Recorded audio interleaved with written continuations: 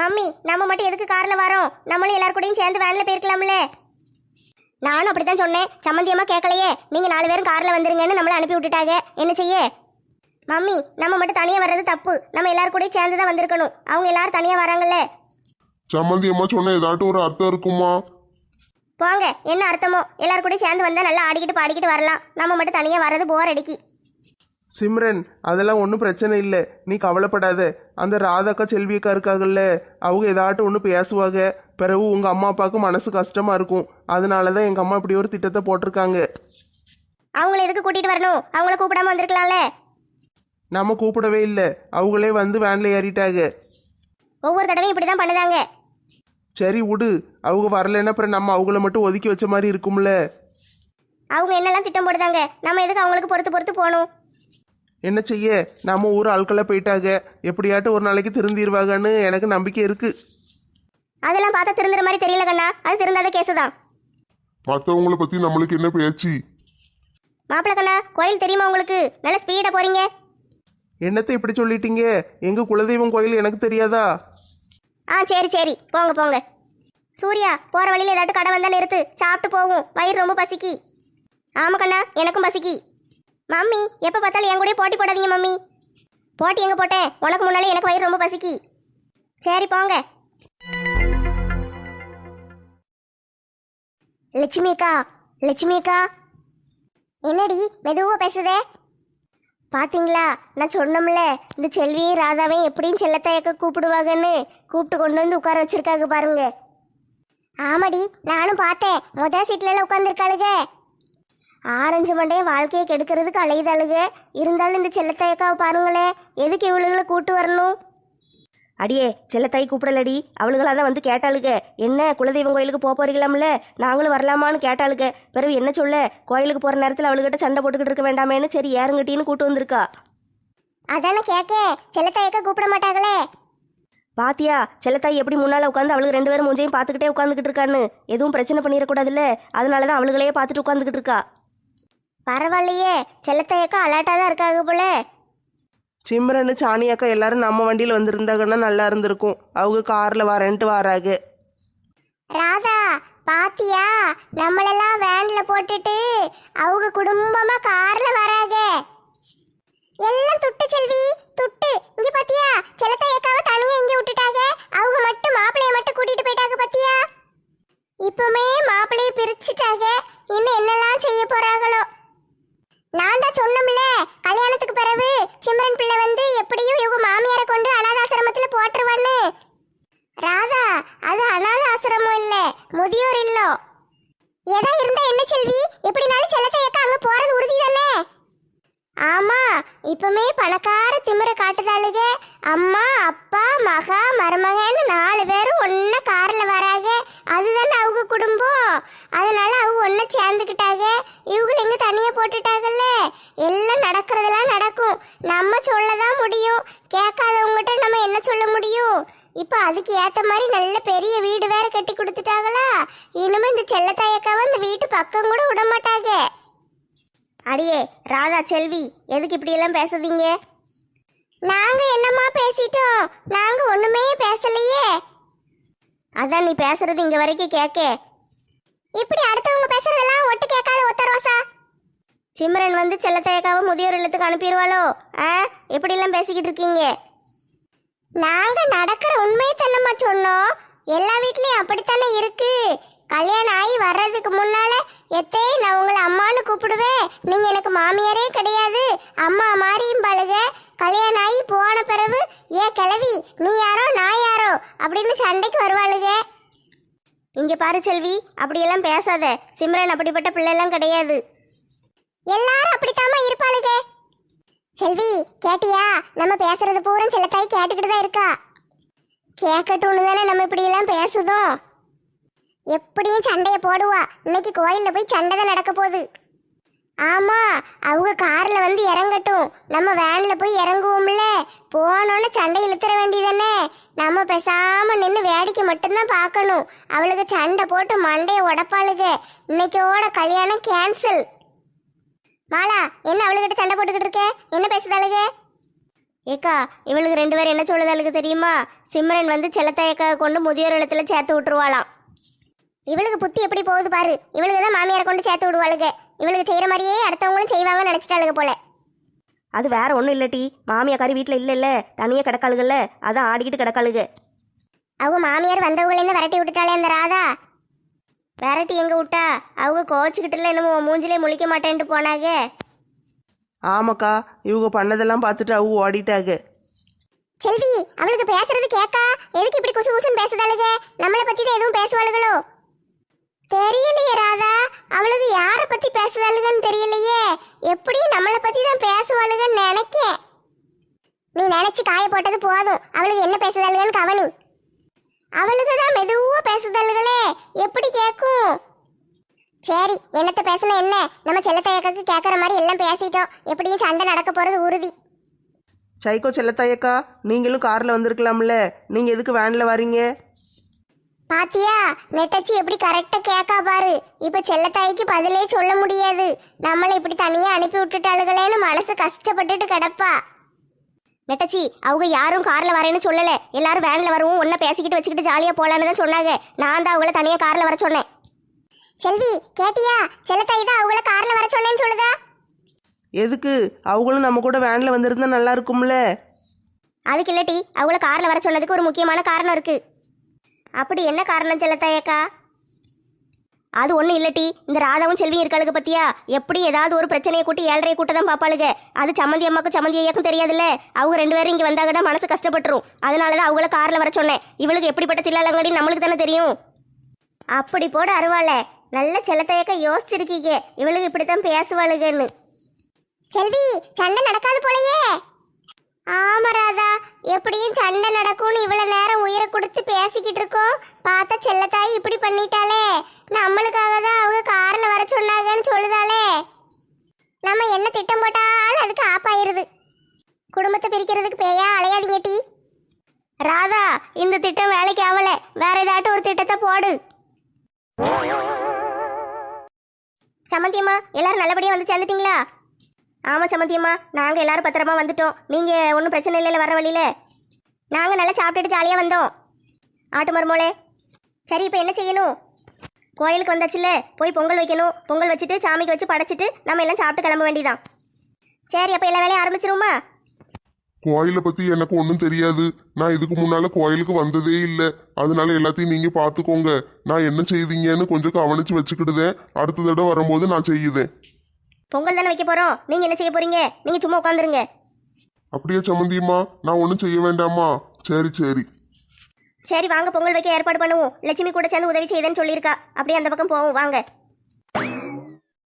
நெட்டச்சி, ஊருக்கு வந்திருக்கோம், கவனமாக இருக்கணும். வயிற்றுல பிள்ளை இருக்கு, சரியா? நீ பாட்டுக்கு ஆடிக்கிட்டு அலையாத. குளத்துலலாம் குளிக்கக்கூடாது, பேசாமல் இருக்கணும், சரியா தங்கம்? என்ன அத்தை பாட்டி, நீங்கள் எங்கள் அம்மா மாதிரியே எப்போ பார்த்தாலும் சொல்லிக்கிட்டே இருக்கீங்க. ஓ நல்லதுக்கு தானே டி சொல்லுதேன். சரி சரி, நீங்கள் சொன்ன மாதிரியே கேட்கேன். சரி டி, கவனமாக இரு. ஒத்த ரோசம் ஒன்று எப்படியும் தண்ணிக்குள்ளே குளிக்கவான்னு கூப்பிடுவா, போவாதென்ன? சரி அத்தை பாட்டி, போக மாட்டேன். ஆஹா, நல்ல வேலை. கிழக்க பார்த்து நல்ல அழகா பொங்கல் பொங்கிட்டு எல்லாம் நல்ல சகுனம் செல்லத்தாயக்கா. அப்படியாட்டி, எனக்கு அதெல்லாம் ஒன்றும் தெரியாது. நீ சொல்ல சொல்ல நான் செய்யுதேன். எனக்கும் வேற ஒன்றும் தெரியாது செல்லத்தாயக்கா. பொங்கல் கிழக்க பார்த்து பொங்கணும்னு சொல்லுவாங்க, அதே மாதிரி பொங்கிட்டு. லட்சுமி அக்கா, தண்ணி கொண்டு வந்துட்டேன். கொண்டு வந்துட்டியாடி? தேவைப்படுமேனு கொண்டு வர சொன்னேன். இங்கே கொண்டு வந்து வச்சிருதியா? இங்கே வைக்கட்டா? வேற எதுவும் வேலை இருக்கா லட்சுமி அக்கா? இல்லட்டி, வேற ஒரு வேலையும் இல்லை. பொங்கல் பொங்கிட்டு வெள்ளத்தை போட்டு இறக்க வேண்டியதான். சரி, அப்போ நான் போட்டா? எங்க அவசரமா போற? எல்லாரும் என்ன செய்தாங்க? எங்க அத்தை குளத்துல குளிக்க போறேன்னு போனாங்க. இந்த நெட்டச்சி அங்க நிக்கா. நானும் அவளும் சும்மா ஊரை சுத்தி பார்த்துட்டு வரலான்னு பார்க்கோம். சரிட்டி, 2 பேரும் கவனமா இருங்க, சரியா? நெட்டச்சி மாசமா இருக்கா, அவளை கொஞ்சம் நல்லா பார்த்துக்கோ. ஆ சரிக்கா, பத்திரமா பார்த்துக்கிடுதே. போயிட்டு வரேன். என்ன வெயில் அடிக்கி? இந்த பிள்ளைல பேசாம கிடக்கலாம்ல. இப்பதான் போய் ஊரை சுத்தி பார்க்க போவாளுங்க. லட்சுமி, நல்ல அரிசி வந்துட்டு வெள்ளத்தை போட்டுருவோமா? ஆமா செல்லத்தையக்கா, இருங்க தாரேன். நீயே போட்டு விட்டுருட்டி. அவ்வளவுதான், இன்னும் 5 நிமிஷம்தான். நல்ல வெள்ளம் கரைஞ்ச உடனே முந்திரி திராட்சையை போட்டு இறக்க வேண்டியதான். இவ்வளவு கூட்டமா கிடக்கு. இன்னைக்கு பூஜை பண்றதுக்கு நேரம் இருக்குமான்னு தெரியலையே. அதெல்லாம் நேரம் இருக்கு செல்லத்தையக்கா. நம்மளுக்குன்னு எல்லாம் கரெக்டா அமையும். எல்லாம் சரியா முடிஞ்சா நல்லதுதான். இன்னைக்கு பார்த்து இவ்வளவு கூட்டம், எத்தனை பேர் பொங்கல் வச்சுட்டு கிடக்காங்கன்னு பாத்தியா? ஆமா, நானும் பார்க்கத்தான் செஞ்சேன். உங்க ஊர்ல எப்பவுமே இப்படிதான் பொங்கல் வச்சுக்கிட்டு இருப்பாங்களோ? தெரியல, இன்னைக்கு எதுவும் விசேஷமா இருக்கும்னு நினைக்கேன். அதான் இன்னைக்கு நிறைய பேர் பொங்கல் வச்சுக்கிட்டு இருக்காங்க. வழக்கமா கோயில்கள்ல வெள்ளிக்கிழமை ஞாயிற்றுக்கிழமை வைப்பாங்க, இங்க தினம் வைப்பாங்க போலயே. பொங்கல் வச்சாச்சு, கோயில்ல பூஜை பண்ண கூட்டமா இருக்கான்னு தெரியலையே. செல்லத்தையக்கா, நான் வேணா பொங்கலை பாத்துக்கிடுதேன், நீங்க போய் கூட்டமா இருக்கா என்னன்னு பாத்துட்டு வந்துருங்க. அப்படியே சொல்லுதே, நான் போய் பாத்துட்டு வரட்டா? ஆமாக்கா, நீங்க போய் ஒரு எட்டு பாத்துட்டு வாங்க, நான் அதுக்குள்ள பொங்கலை இறக்கி வச்சிருந்தேன். சரி, நான் போய் பாத்துட்டு வரேன். நம்ம எந்த ஊருக்கு போனாலும் அங்கே நம்மளுக்கு ஒரு நல்ல குளம் கிடச்சிருது. ஆண்டி, எங்க ஊர் குளம் உங்களுக்கு பிடிச்சிருக்கா? ஆமாட்டி, நல்லா இருக்கு. செண்பகம் பாவம், நான் இல்லாம தவிச்சு போயிருப்பா. ஏய் அப்பா, விட்டுட்டு வந்து ஒரு 2-3 மணி நேரம் தான் ஆகுது, அதுக்குள்ளே தவிச்சு போயிட்டாலாக்கும். இந்த பாட்டி காது மிஷின் மாட்டலன்னா இவங்களுக்கு காது கேட்காதம்ல. ஆமாட்டி, காது மிஷின் மாட்டலை, இன்னைக்கு சும்மா தான் வந்திருக்கா. மங்கம்மா குளிச்சுக்கிட்டு இருக்கியாக்கும்? இல்லை முருகேசா, பாத்திரம் கழுவிக்கிட்டு இருக்கேன். ஏன் மங்கம்மா எப்பவுமே காமெடி நல்லா பண்ணுவா. காமெடி மட்டும் இல்லை முருகேசா, கொலை கூட பண்ணுவேன். நான் போயிட்டு பெறவாட்டி வாரேன். கோவமா இருக்கா போல, கொலை பண்ணிடுவேங்காலே. நம்மளை போட்டு தள்ளிடக்கூடாது, நம்ம இடத்த காலி பண்ணிடுவோம். என்ன ஆண்டி, முருகேசன் தாத்தா கிட்ட இப்படி எல்லாம் பேசுறீங்க? ஏட்டி அது சும்மாட்டி, அவன் என் ஃப்ரெண்டு தான், அவன் இப்படி தான் என்கிட்ட பேசுவான், நானும் இப்படி தான் அவனை கிண்டல் அடிப்பேன். ஏட்டி நீ கலெக்டருக்கு படிக்கன்னு சொன்னாங்க, படிச்சு முடிச்சிட்டியா? படிச்சுக்கிட்டே தான் இருக்கேன் ஆண்டி, எக்ஸாம் எழுதணும், எழுதி பாஸ் ஆயிட்டேன்னா கலெக்டர் ஆயிருவேன். அப்படியாட்டி, சரி, கலெக்டர் ஆகிட்டேன்னா நம்ம மாவட்டத்துக்கே வந்துரு, சரியா? அப்படி கிடைச்சாதான் ரொம்ப நல்லதா. போயிட்டு எந்த ஊர்ல போடுவாங்கன்னு தெரியலையே. கேட்டு மாத்திட்டு வந்துட வேண்டியதானே? பாப்போம் பாப்போம், முதல்ல பரீட்சையில பாஸ் ஆகணும், அதுக்கு பிறகுதான் எங்க போகன்னு பார்க்கணும். உங்க குலதெய்வம் கோயில் தானே, எதுக்கு உங்க அம்மா அப்பாலாம் வரல? அம்மாக்கு கொஞ்சம் உடம்பு சரியில்லை, அதனால அப்பா கூட இருந்து கவனிச்சுக்கிட்டாரு. கல்யாணத்துக்கு வந்துருவாங்க. உடம்பு சரியில்லையா? என்ன செய்யுது? எங்க அம்மாக்கு ஒரே இருமலா கிடக்கு, ஒரு நிமிஷத்துக்கு 100 தடவை இருமுதாக. அதனாலதான் நான் வரலம்மா, நீங்க எல்லாரும் போயிட்டு வாங்கன்னு சொல்லிட்டாங்க. இருமலா வருதா? ஆஸ்பத்திரியில பாத்தீங்களா? ஆமா ஆமா, அதெல்லாம் பார்த்தாச்சு. அப்பா அதெல்லாம் கரெக்டா கூட்டிட்டு போயிருவாரு. சேரிட்டி, பெத்தவங்கள நல்லா பாத்துக்கோங்க. சரி ஆண்டி. லட்சுமி அக்கா, புளியோதரை டேஸ்டா இருக்கு. அப்படியாடி, எப்பவும் செய்யற மாதிரி தான் செஞ்சேன், நல்லா இருக்கா? சரி சாப்பிடு. லட்சுமி கண்ணா, புளியோதரை டாப்பு டக்கரா இருக்கு. லட்சுமி செஞ்சா நல்லா இருக்கும்னு தானே அவளை செய்ய சொன்னேன். அப்படியெல்லாம் ஒன்றும் கிடையாதுக்கா, கோயிலுக்குன்னு செஞ்சோம்ல, அதான் டேஸ்ட் நல்லா சூப்பரா வந்திருக்கு. கோயிலில் பூஜையெல்லாம் முடிச்சாச்சுல்ல, அடுத்த ஊரை பார்த்து கிளம்ப வேண்டியதானே?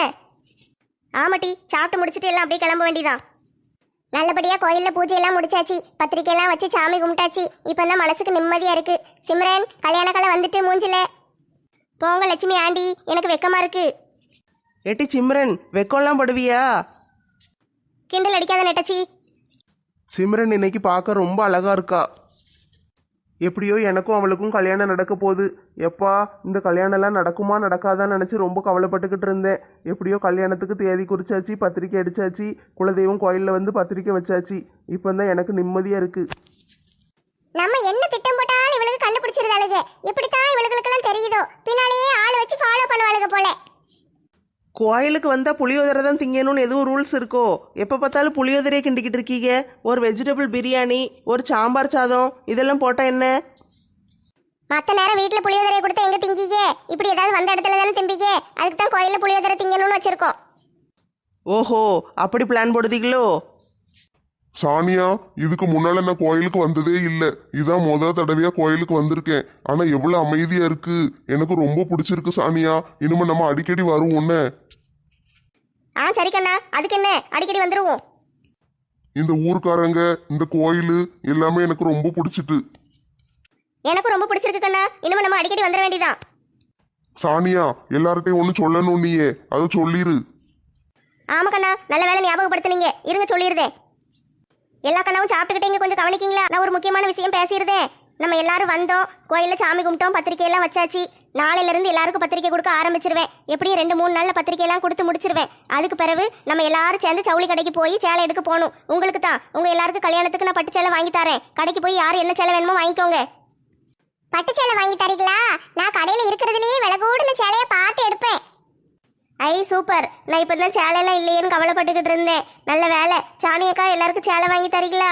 ரொம்ப சந்தோஷம். கடையில போய் எந்த சேலை வேணாலும் வாங்கலாமா? பிறகு வாங்கின பிறகு இதைத்தான் வாங்கணும் அதைத்தான் வாங்கணும்லாம் சொல்லக்கூடாது. இல்ல கண்ணா, அப்படிலாம் சொல்ல மாட்டேன். யார் என்ன வேணுமோ வாங்கிக்கோ. எதுக்கு? எல்லாரும் செட்டு சேலை கட்டினா நல்லா இருக்கும்ல, எல்லாரும் ஒரே மாதிரி எடுத்துக்கிடுவோம். ஆமாடி, கல்யாணத்துல எல்லாரும் ஒரே மாதிரி கட்டினாதான் நல்லது.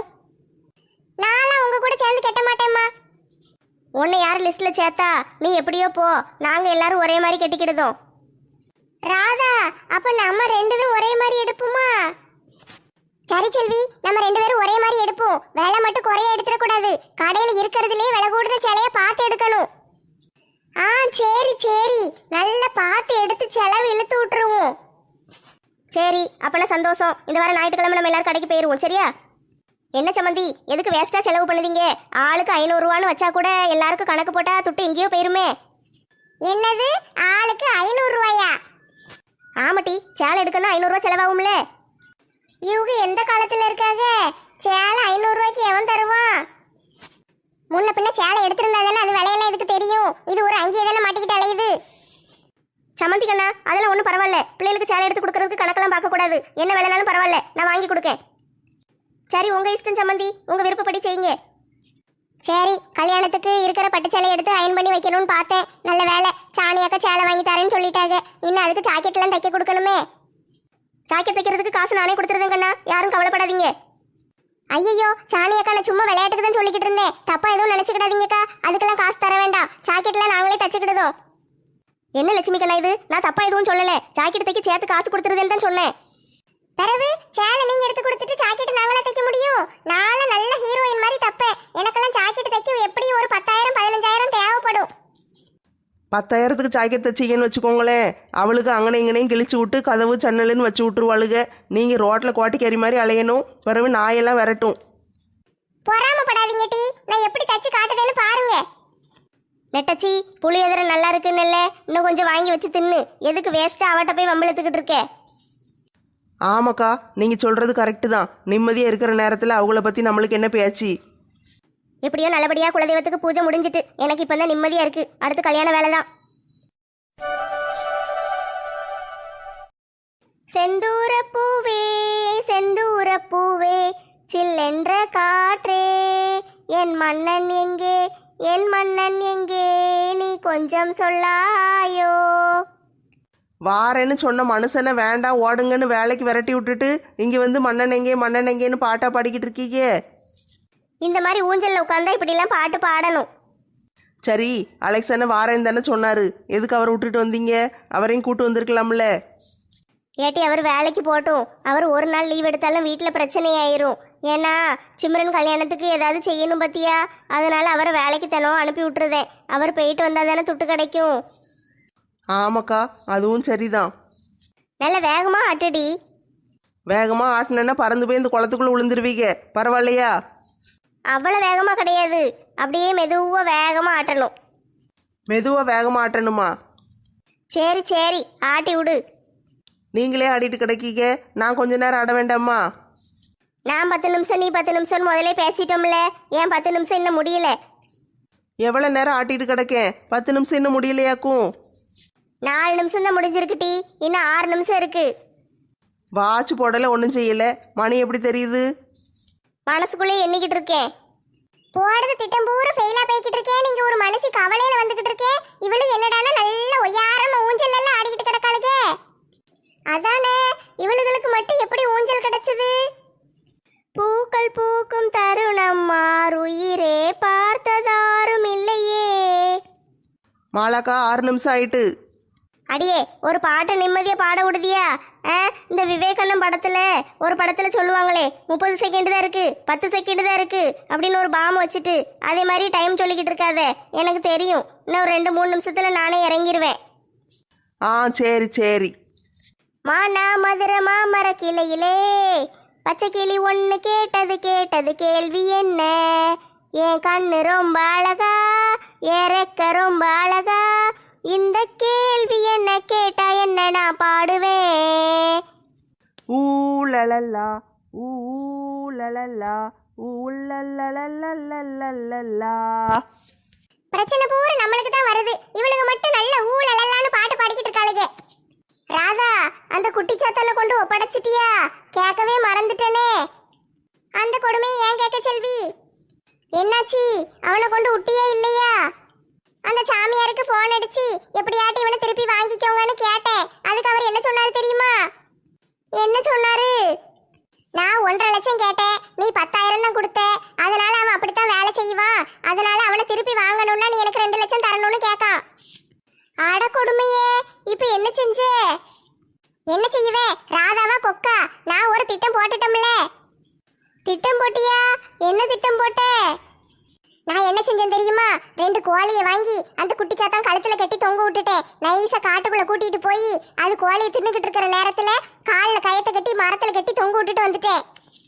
அட பாவமே, எதுவும் பிரச்சனை ஆயிர போகுது. காட்டுக்குள்ள தானே கிடக்கா, அந்த சாமியார் வந்து பாத்துக்கிடுவான். தனியே எப்படிமா ஒரு குட்டி சாத்தான கயத்துல கட்டி தொங்க விட்ட?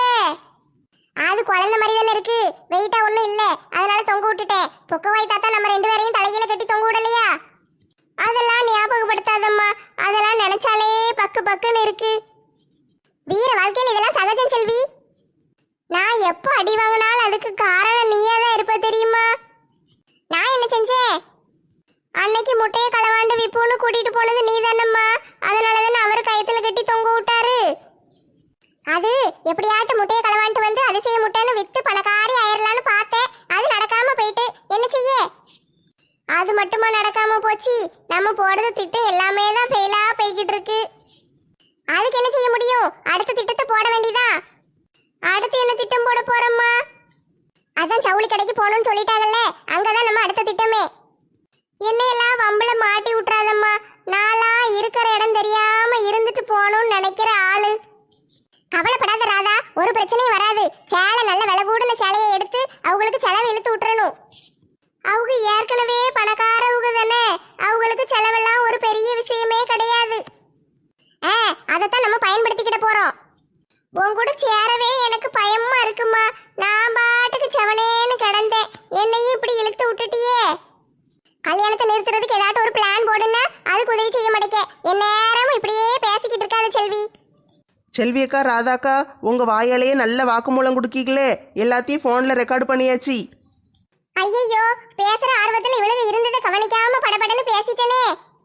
நெட்டச்சி, இவளுக்கு பேசுனதெல்லாம் ரெக்கார்ட் பண்ணிட்டோம்ல. இதை பூரா நல்ல நம்ம ஊருக்குள்ள பெரிய திரையை கட்டி எல்லாரும் பார்க்குற மாதிரி போட்டு விட்டுருவோமா? சிம்ரன் கண்ணா, ஆச்சரியமா இருக்கு. என்ன திடீர்னு பாவாடை தாவணியெல்லாம் போட்டு வந்திருக்க? அழகா இருக்கியே. ஆண்டி தான் போட சொன்னாங்க மம்மி. நான் தான் போட சொன்னேன் சம்மந்தி. முதல்ல எல்லாரும் சேர்ந்து குலதெய்வம் கோயிலுக்கு பத்திரிக்கை வைக்க வந்திருக்கோம். பேண்ட் சட்டையை போட்டுட்டு வந்தா நல்லா இருக்காதுல்ல, அதனாலதான் பாவாடை தாவணியை மாத்த சொன்னேன்.